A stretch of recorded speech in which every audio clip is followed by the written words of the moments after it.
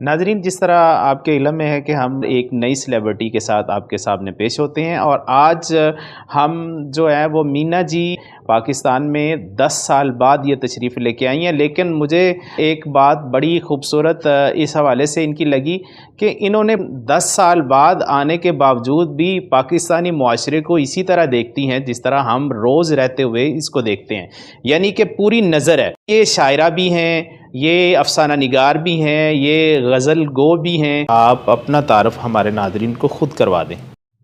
میرا نام مینا سعودیہ اختر ہے اور میں قلم نگار ہوں، یا کہا جا سکتا ہے کہ میں ایک رائٹر ہوں۔ میں لکھتی ہوں، شاعری کرتی ہوں، نثری نظمیں لکھتی ہوں، اس کے علاوہ میں کالم لکھتی ہوں۔ ناول لکھنے کا ارادہ ہے، انشاءاللہ اگلے سالوں میں اب میرا ناول آئے گا۔ اور میں ناروے میں رہتی ہوں اور آج کل پاکستان آئی ہوں اپنی کتاب کے سلسلے میں۔ جہاں تک بات ہمارے علم میں ہے کہ آپ خواتین کی وکالت کرتی ہیں، بڑی اچھی بات ہے کہ آپ نے خواتین کی خدمت پیش کی ہے، ان کے لیے بڑا ٹائم دیا ہے۔ میرا سب سے پہلا اور مشکل ترین سوال یہ ہے کہ ایک عورت کا ذاتی خواب کیا ہو سکتا ہے؟ آپ کا اس بارے میں کیا ویژن ہے؟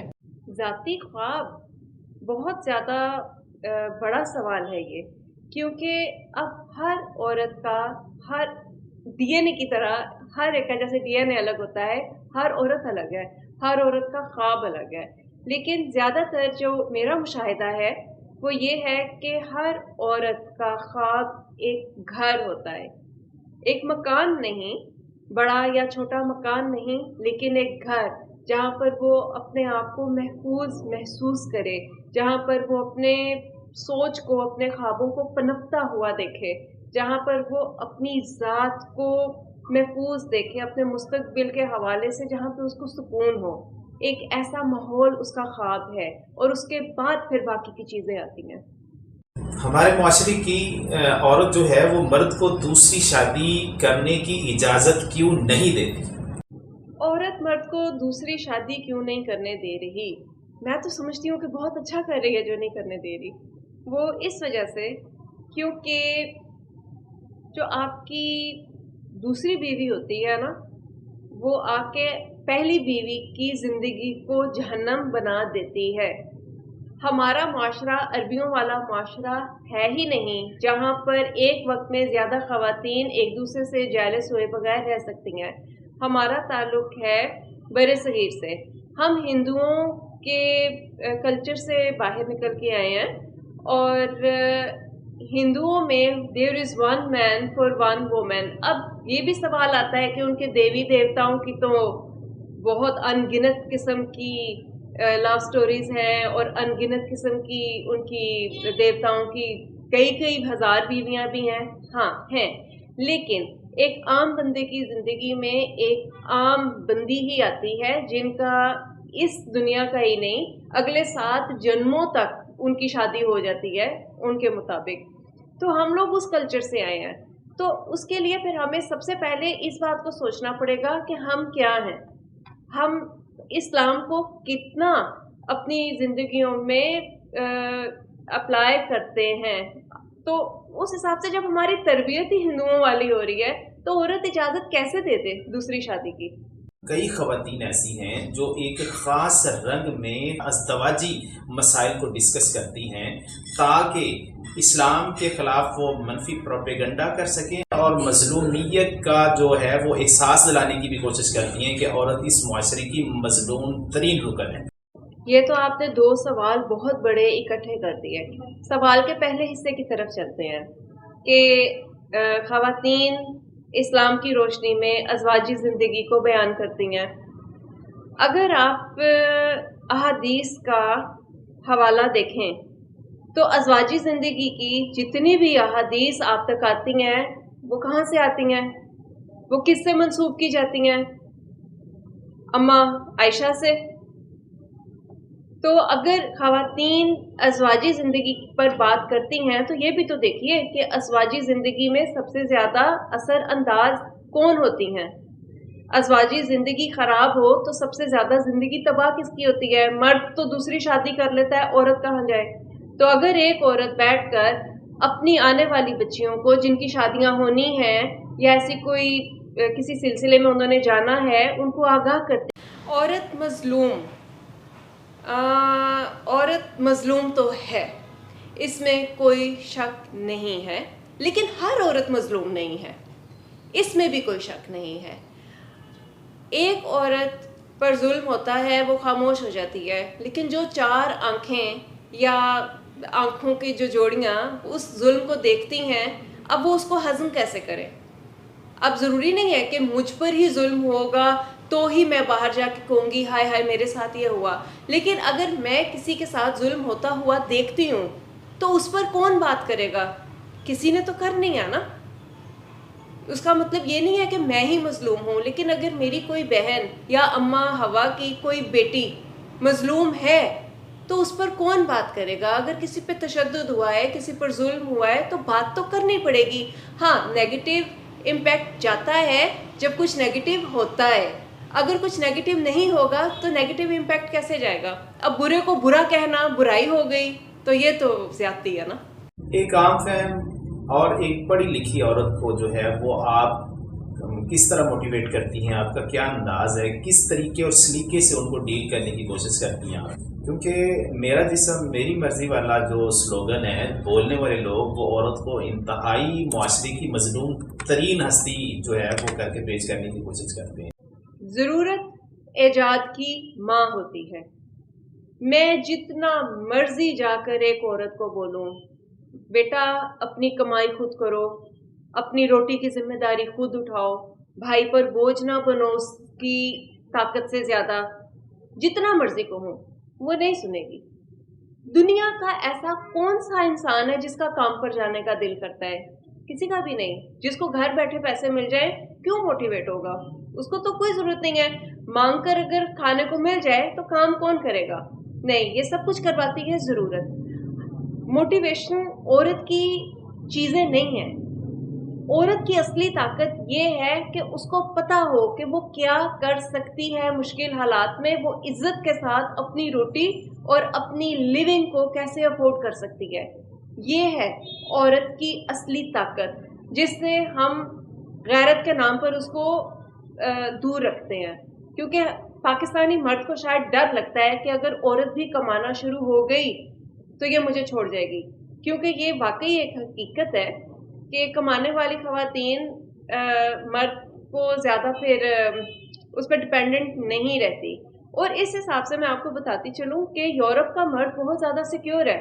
اس کو پتا ہوتا ہے کہ اس کی بیوی بھی اتنا ہی کما رہی ہے جتنا کہ وہ خود کما رہا ہے، اور وہ بہت کانفیڈنٹ ہوتا ہے کیونکہ اس کو پتا ہے میری بیوی میرے ساتھ پیسے کے لیے نہیں رہ رہی، وہ سہولتوں کے لیے نہیں رہ رہی، وہ میرے ساتھ اس لیے رہ رہی ہے کیونکہ وہ پوری دنیا چھوڑ کر میرے ساتھ رہنا چاہتی ہے۔ پاکستانی مرد کو اس چیز کی سیکیورٹی نہیں، اس کو لگتا ہے میں اس کو چیزیں دیتا رہوں گا، نئے کپڑے دیتا رہوں گا تو بند کے رہتی رہے گی۔ اور لڑکی کو بھی سکھا دیا جاتا ہے کہ کنگن مانگو، انگوٹھی مانگو، نئے کپڑے مانگو، اس کی انویسٹمنٹ مانگو، جب تک یہ تم پر پیسے خرچ کرتا رہے گا اس کا انٹرسٹ تم میں رہے گا۔ تو سکھایا ہی یہ گیا ہے۔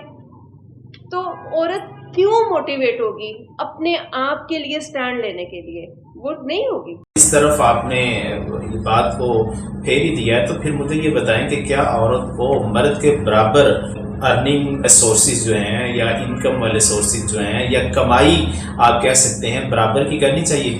بالکل کمانی چاہیے۔ عورت کو بھی اتنا ہی کام کرنا چاہیے جتنا کہ ایک مرد کرتا ہے، تاکہ عورت کو بھی پیسے کی اتنی ہی قدر ہو جتنی کی قدر ایک مرد کو ہوتی ہے۔ عورت اور مرد، میں نے اپنی پہلی کتاب میں اس پر ایک پورا چیپٹر لکھا تھا۔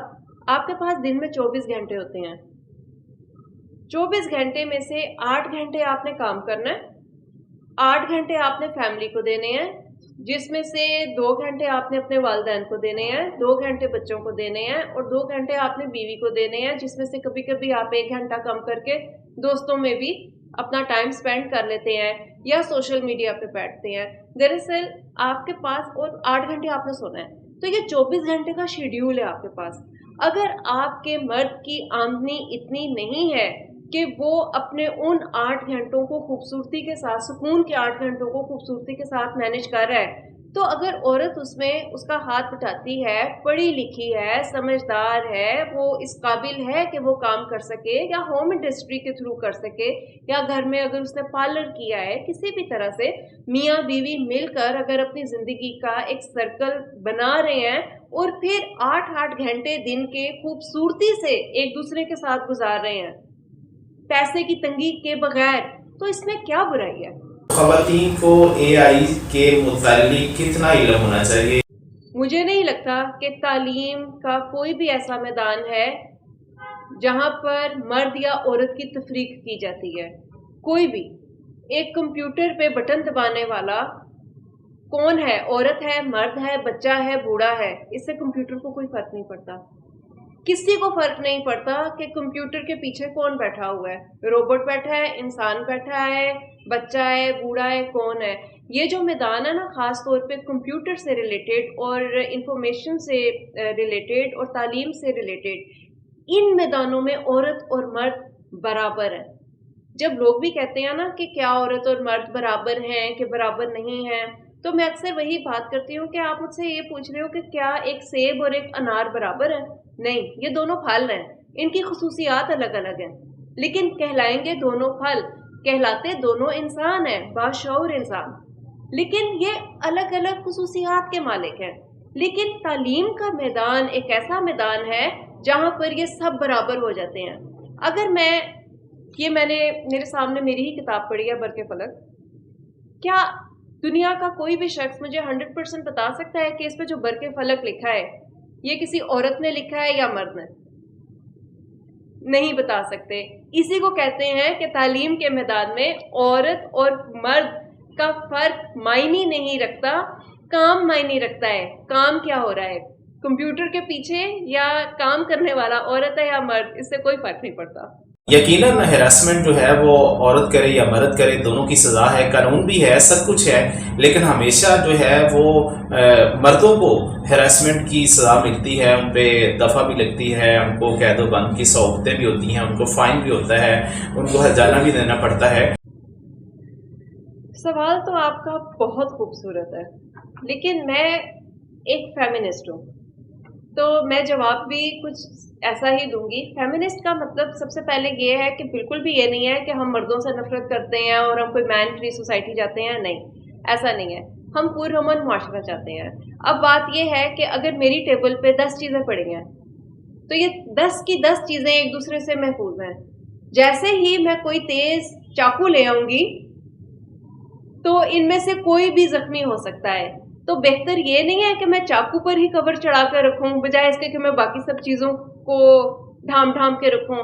اب خواتین کو تو ہم نے بند کر کے دیکھ لیا اور معاشرے میں صرف بگاڑ ہی بگاڑ پیدا ہوا. تو اب تھوڑا سا مجھے لگتا ہے کہ مرد کو بھی تھوڑی سی مردانگی سکھائی جائے، نظر جھکانے کی طاقت ہو اس میں، اپنے جذبات پر قابو پانے کی طاقت ہو، اپنے آپ کو اس قابل بنانے کی طاقت ہو کہ وہ بھی محمد صلی اللہ علیہ وآلہ وسلم کی طرح اتنا اٹریکٹیو ہو کہ عورت خود کہے کہ مجھے اس کے نکاح میں جانا ہے، بجائے اس کے کہ آج کا مرد عورت کو ہراس کرے. کچھ ایسا ماحول بھی ہونا چاہیے کہ وہ اتنا اچھا ہو کہ وہ جہاں جہاں سے گزرے خواتین دل پہ ہاتھ رکھ لیں، جیسے حضرت یوسف کے لیے ہاتھ رکھ لیے گئے تھے دلوں پہ اور ہاتھ کٹ گئے تھے ان کے سیب کاٹتیوں کے. تو کیوں ہمارے پاکستانی مرد پہ کون سے کیڑے پڑے ہیں؟ کیوں نہیں ایسے ہوتا؟ کیوں اس کو اپنی ہراسمنٹ کا سہارا لینا پڑتا ہے، بلیک میلنگ کا، اور یہ سب چیزیں کرنی پڑتی ہیں؟ کیا اتنا سیلف کانفیڈنس نہیں ہے؟ خواتین کی بے باکی کے بارے میں آپ کا کیا خیال ہے؟ خواتین کو بے باک ہونا چاہیے، بالکل اسی طرح جس طرح مرد ہوتے ہیں بے باک. اب بے باکی کا مطلب یہ نہیں ہے کہ آپ جا کے ایسے کام شروع کر دیں جو غلط ہیں، معاشرتی طور پہ غلط ہیں. اب اگر ایک ڈاکٹر ہے، خاتون ہے، جائے بے باکی کے ساتھ کرے آپریشن، کون روکتا ہے اس کو؟ ہم اس کو پوچھتے ہیں. اگر کوئی لڑکی ہے بینکنگ کر رہی ہے، بے باکی سے اپنا کام کرے، خوف کے بغیر کرے، اچھے سے کام کرے. اگر کوئی ماڈل ہے تو بے باکی کے ساتھ جا کے ایک اپنا کام کرے. آئے کام کرنے میں کوئی झिझक नहीं होनी चाहिए। आप जो भी काम कर रहे हैं आपको यकीन होना चाहिए कि जो काम मैं कर रही हूँ वो ठीक है, लेकिन आपको खुद भी पता होता है कि आपके काम में आर्ट कहाँ है और सीड्यूस कहाँ है। अगर आपका आर्ट किसी को सीड्यूस करना शुरू हो गया है, अब ये भी डिपेंड करता है, मसला भी यहाँ पे पाकिस्तान में तो बहुत ज़्यादा ये है कि बात पे लोग सीड्यूस हो जाते हैं। लड़की ने लड़के को, बेचारी ने नज़र पड़ गई, वो सीड्यूस हो गया। अब मुआशरा भी तो इतना ख़राब है, क्या किया जाए। लेकिन एक जो होता है ना सीड्यूस करने की, अटेंशन के साथ कुछ बड़ा करना, वो तो ज़ाहिर है गलत है। लेकिन बेबाक होके, दबंग होके अपना काम करना, बहुत सी ख़वातीन हैं जो मैंने देखा है उनको कि वो मर्दों की तरह ज़िंदगी जीती हैं, इतनी बहादुर होती हैं, तो उसमें तो अच्छी बात है। मर्द को दर्द नहीं होता। अहले दिल जो हैं, ज़मीर रखने वाले लोग जो हैं, अपनी बेटियों को, अपनी बहनों को, अपनी ख़वातीन को नाश्ता हुआ, उनकी खुशियाँ भी ख़त्म हो जाती हैं, तबाह बर्बाद हो जाती हैं, और फिर दर्द क्या, इसका कोई और नाम भी हो तो वो भी मर्द महसूस करता है। मर्द को दर्द नहीं होता, यकीन कीजिए। मेरे सामने अगर कोई मर्द रोए तो मेरा दिल करता है मैं जाके इसको कोई चीज़ पकड़ूं और मारूं। क्यों? जब मैं छोटी थी ना, तो मैं अक्सर अल्लाह मियाँ से बड़ा गिला किया करती थी कि अल्लाह ताला तूने मुझे लड़का क्यों नहीं बनाया। मैं भी लड़कों की तरह जब दिल करता मुंह उठा के बाहर जाती, मेरी भी कोई सोशल लाइफ होती, मैं भी एंजॉय करती जैसे भाई करते हैं, कभी भी बाहर जा सकते हैं, बहुत सी चीज़ें, बहुत सी पाबंदियों से मैं भी आज़ाद होती। मैं भी तेरी दी हुई खुदादाद सलाहियतों को बर वक्त उसी तरह से इस्तेमाल करती जैसे बाकी सारे करते हैं। मेरे माँ बाप को मेरे पैदा होने पर फिक्र ना होती कि बेटी हुई है, मेरी अलग से तरबियत ना होती, तो काश मैं मर्द होती। लेकिन अगर तू भी मेरी तरह रो रहा है तो लानत है तेरे पे। मैं तो रो रही हूँ इसलिए क्योंकि मैं तो मजबूर रही हूँ, मुझे तो मेरे पंख पता ही नहीं कि कितने थे, कभी फैला के देखे ही नहीं। तूने तो मर्द होके अपने पूरे पंख फैलाए हैं, तू तो कुछ भी कर सकता है। मैं मर्द होती तो शायद मैं इस वक्त पता नहीं मैं तो राज कर रही होती शायद पूरी दुनिया पे। और ये मर्द कैसे हैं जो मर्द होने के बावजूद इतने कमज़ोर हैं, जो रोते हैं, बहनों का हिस्सा भी रख लेते हैं, अक्सर रोते भी हैं, बहनों से ज़्यादा रोटी मिलती है फिर भी रोते हैं, बहनों के खिलौने भी छीन लेते हैं फिर भी रोते हैं, बेगम पे हाथ भी उठाते हैं फिर भी ये मजलूम है।